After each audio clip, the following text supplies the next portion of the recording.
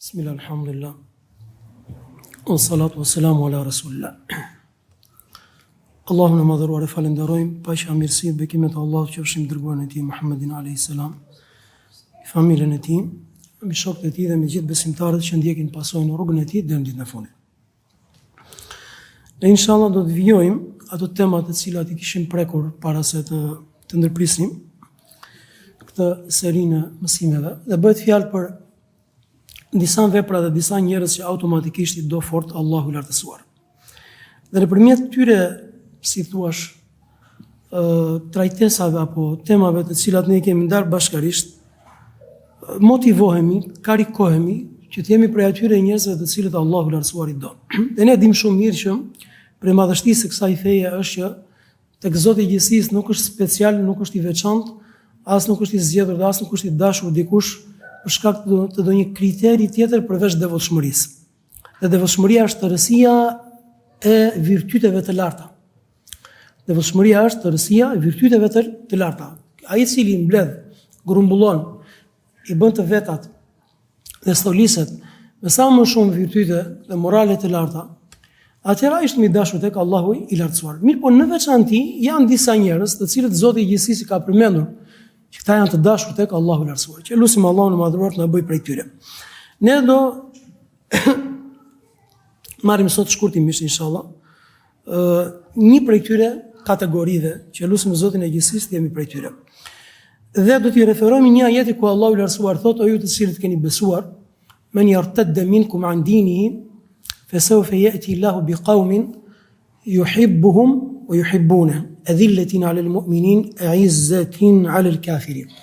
O ju të cilët keni besuar, thot Allahu i lartësuar, o ju të cilët keni besuar, nëse dikush prej jush tenton, guxon apo mendon të heqë dorë nga feja e tij, të heqë dorë nga feja e tij, atë nuk prish punë, si bën dëm Allahu i lartësuar, absolutisht asgjë. Do të vijë Allahu i madhëruar bi qaumin, me një bashkësi, me njerëz të cilët i do ata dhe ata e duan Allahun, adhillatin 'ala al-mu'minin, 'izzatin 'ala al-kafirin. Janë shumë të përulur me besimtarët dhe janë shumë krenar, dinjitoz, të ashpër në fushë betejë me pa besimtarët. Ky është ajeti, vazhdon ajeti, por kjo është e pjesa që ne inshallah Zotit na intereson në lidhje me temën. Që do të thotë, imagjino, ky ajet zbriti në cilën gjenerat, në cilën bashkësi, më të mirën bashkësi, jemi dakord apo? O zbriti sahabëve. Shkoni se çfarë kërcënimi vjen prej Allahut të lartësuar. O ju të cilët keni besuar. Pra nëse dikush mendon, nëse dikush tenton të heqë dorë nga feja e tij, atëherë dëmi nuk ja bën fes, dëmi nuk ja bën Allahu të lartësuar, ja bën vetes së tij. Mirë, po çfarë do ndodhi? Kush do ta adhurojë ti o Zot në tokë? Do të vinë Allahu me të tjerë, do zvendësohesh. Askush nuk është i pazvendësueshëm. S'ka rob Zoti që nuk është i pazvendësueshëm. Do vijë Allahu me të tjerë. Dhe kujt do thotë sahabëve? Brezit, njerëzit më madhështor. S'ka problem, do vijë Allahu me të tjerë. Mirë, cilat janë cilësitë e këtyre njerëzve të tjerë të cilët do zvendësojnë këtë brez? Ka përmendur Allahu i lartësuar kryesore një prej këtyre cilësive. Adhillatin 'ala al-mu'minin, 'izzatin 'ala al-kafirin. Janë të përulur me besimtarët. Ama kur vjen puna, kur përballen me armikun, krenar, dinjitoz, pa ashpër, trima, burra dhe kështu me radhë. Mirë, po në raport me besimtarët nuk janë në ring, nuk janë në fushë betejë, të përulur. Dhe Allahu i lartësuar, ose po formulojnë ndryshe, përulja dhul, adhillatin, vjen nga dhul, adhillatin 'ala al-mu'minin. Përulja në nështrimi, në shumicën e rasteve që vjen për mosën dhe gjitha rastet që vjen kuptimin qortues. Besimtari duhet ta pranojë poshtërimin. Nuk e pranon poshtërimin, se pranon nështrimin. Mirë, po janë disa raste ku përulja, ku në nështrimi është vlerë, është virtyt, është lartësim, është madhështi. Dhe 4 janë rastet më kryesore. Kush mi gjën? Rasti I parë është ky që përmendëm. Përulja në raport me besimtarët. Raport me vëllezërit besimtarë. Përulur, modest, I thjesht, të mos tregosh nuanca krenarie, nuanca mburrje, arrogance, mëdhimatësie, superioriteti dhe kështu me radhë. Këto mund të vlejnë në një fushë tjetër. Këto mund të vlejnë në një terren tjetër. Me besimtarin është qortim. Është shëmtuar. E di se kush jam unë, e di se kush jam unë, e di se çfarë bëj unë, e di se çfarë të bëj unë. Këto nuk vlejnë me besimtarin. Këtu pastaj janë poshtërim nëse përdoret me besimtarin. Dakor? Është turp, është e ulët, nuk është vlerë, nuk është virtyt. Ama në fushë tjetër, në terren tjetër, është virtyt, është vlerë. Kjo është rasti I parë. I dyti? Me prindrit të lumtë. Treti? Me Allahun. E para. E katërta?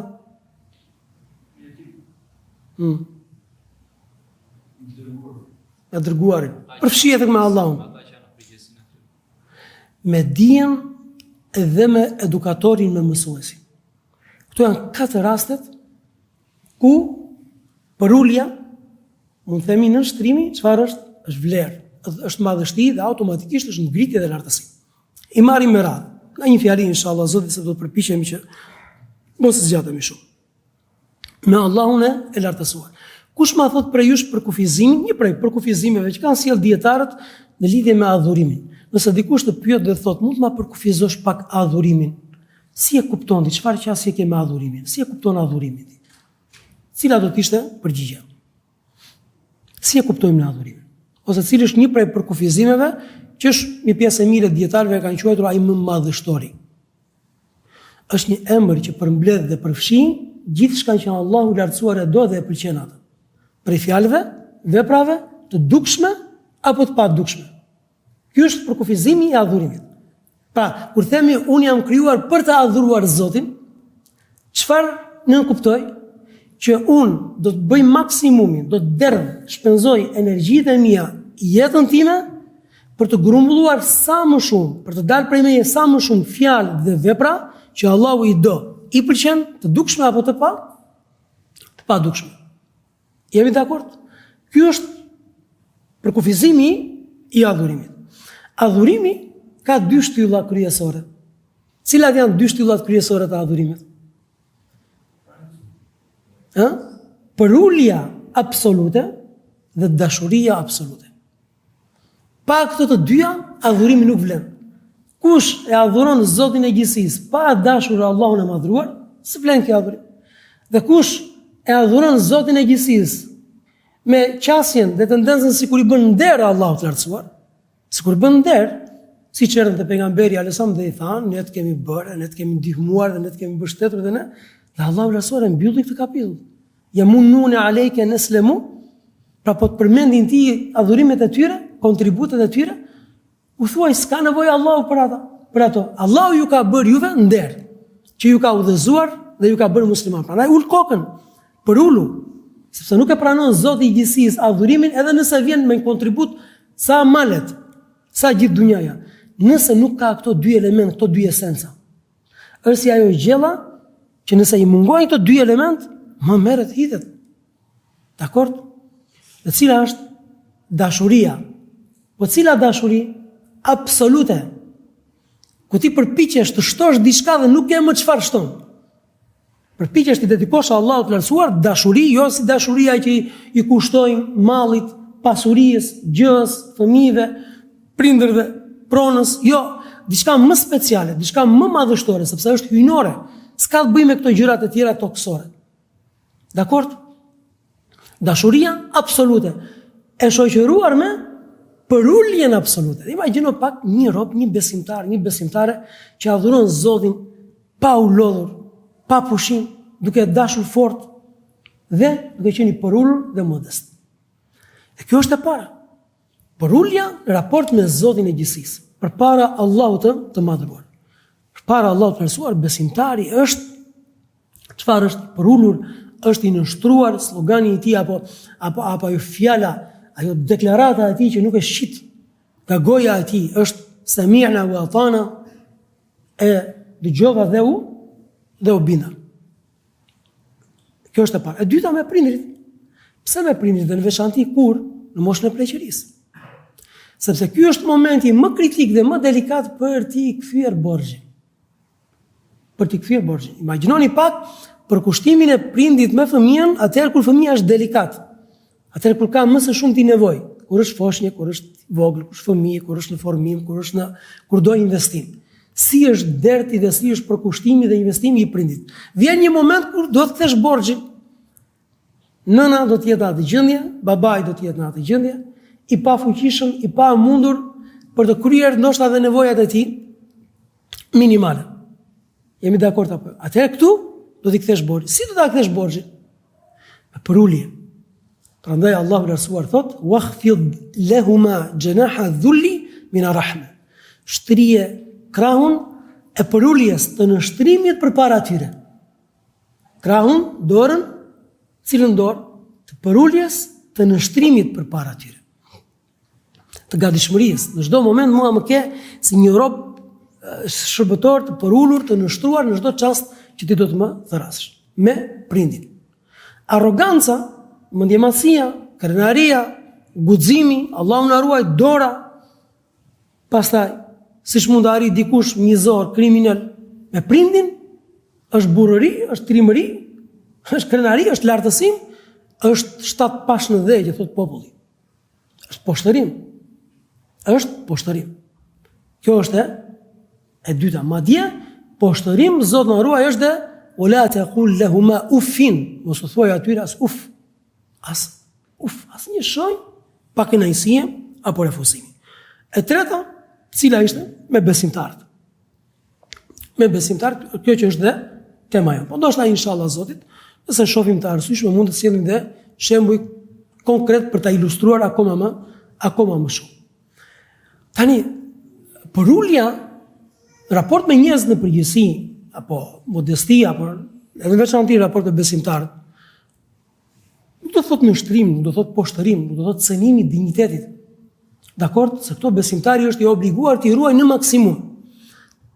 Raport me gjithë faktorët që e rrethojnë. Mi po çfarë do thot? Do thot dashuri, do thot dashamirësi, do thot vlerësim, do thot respekt, do thot mirënjohje, do thot shërbim. Dakord? Do thot durim, do thot tolerim në momente të caktuara. Raporti me besimtarët, kjo frym dhe kjo atmosferë duhet që të mbizotërojë.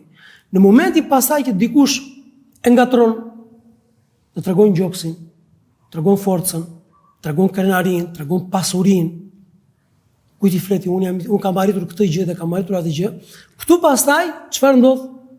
Këtu procesi i lartësimit nuk funksionon më, por fillon dhe zbret. Automatikisht, robi poshtërohet. Prandaj ne e gjejmë shpesh herë që pejgamberi alayhis ka thënë, ai i cili e bën këtë gjë, automatikisht çfarë do bëj, do lartësohet tek Allahu i lartësuar. Dhe një prej stacioneve ku besimtari dhe njeriu lartësohet është kur tregon përulje, thjeshtësi dhe modesti në raport me njerëzit. Kur sidomos në momentin kur është në pozitën më komode të mundshme. Kur është më komod ekonomikisht, kur është më komod për sa i përket pozitës, për sa i përket fuqisë, për sa i përket ekonomisë, për sa i përket që të gjithave. Dhe nuk kemi shumë, s'ka kaluar shumë mësime që ne kemi përmendur, pse Allahu i lartësuar na sjell si shembull të padiskutueshëm dhe si model të padiskutueshëm Jusufin alayhis salam. Sepse ruajti standardin e ihsanit, të mirësisë në dy situata.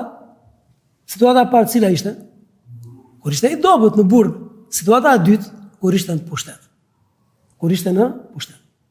Tani, e njëjta gjë e besimtarit, në raport me vëllezërit e tij besimtar. Në të gjitha situatat, pavarësisht se do të jetë i varfër apo do të jetë i pasur, do të jetë i fortë apo do të jetë i dobët, do të jetë me humor apo nuk do të jetë me humor. Porulja është jetike dhe është e domosdoshme. Dhe modestia dhe respekti është vlerë dhe është virtyt, dhe imagjinoni që Allahu i lartësuar përmendi këtë si cilësi dhe si virtyt të gjeneratës, të bashkësisë dhe të njerëzve që do të sillte Allahu lartësuar për të zvendësuar atë që ishte lodhur, ndoshta ishte lodhur duke adhuruar Zotin e madhruar. Dhe katërta dhe e fundit është në raport me dijen dhe në raport me mësimin dhe mësuesin dhe me edukatorin. Dhe me kushdoj që e ka këtë rol dhe e ka këtë pozit.